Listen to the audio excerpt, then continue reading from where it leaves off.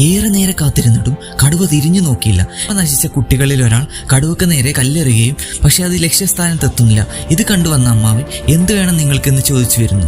വീട്ടിൽ വെക്കാൻ ഒരു പടം എടുക്കാൻ ഏറെ നേരം ശ്രമിച്ചിട്ടും കടുവ തിരിഞ്ഞു നോക്കുന്നില്ല. ആ മരത്തിന്റെ പുറകിൽ ഒളിച്ചിരിക്കുകയാണെന്ന് അവർ അമ്മാവനോട് പറയുന്നു. പണ്ട് കാമുകിയോടൊപ്പം കാട്ടിൽ ഓടി നടന്ന കാര്യങ്ങൾ സ്വപ്നം കാണുന്ന കടുവ ചാടി എഴുന്നേൽക്കുന്നു. അതറിയാതെ രണ്ടാമതെറിഞ്ഞ കായ കടുവയുടെ മുഖത്ത് തന്നെ കൊള്ളുന്നു. കടുവ ദേഷ്യത്തോടുകൂടെ അമ്മാവനെ നോക്കുന്നു. അതുവഴി വന്ന സ്ത്രീ എന്തിനാണ് മൃഗങ്ങളെ ഇങ്ങനെ ഉപദ്രവിക്കുന്നതെന്ന് ചോദിക്കുന്നു.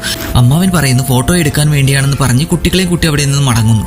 അന്നേരവും കടുവ അയാളെ തന്നെ നോക്കി നിൽക്കുകയായിരുന്നു. അതേസമയം ബാത്റൂമിന്റെ ഫ്രണ്ടിലൂടെ പോകുമ്പോൾ അമ്മാവന് മൂത്രശങ്ക വരികയും മൂത്രമൊഴിക്കുന്നിടയിൽ പുറത്തുനിന്ന് ബഹളം കേട്ട് പ്രവർത്തിപ്പിച്ചുകൊണ്ടിരിക്കുന്ന മെഷീൻ ഓഫ് ചെയ്ത് പുറത്തിറങ്ങി നോക്കുന്നു. ആളുകൾ കണ്ട വഴി ഓടി രക്ഷപ്പെടുന്നു. അത് കണ്ട അമ്മാവൻ എന്തിനാടാ ഓടുന്നത്, നിൽക്കട പറഞ്ഞിട്ട് പോടാ എന്നെല്ലാം പറയുന്നുണ്ട്. ആരും തന്നെ കേൾക്കുന്നില്ല. അപ്പോഴാണ് അമ്മാവന്റെ മുമ്പിൽ കടുവയുടെ മാസ് എൻട്രി.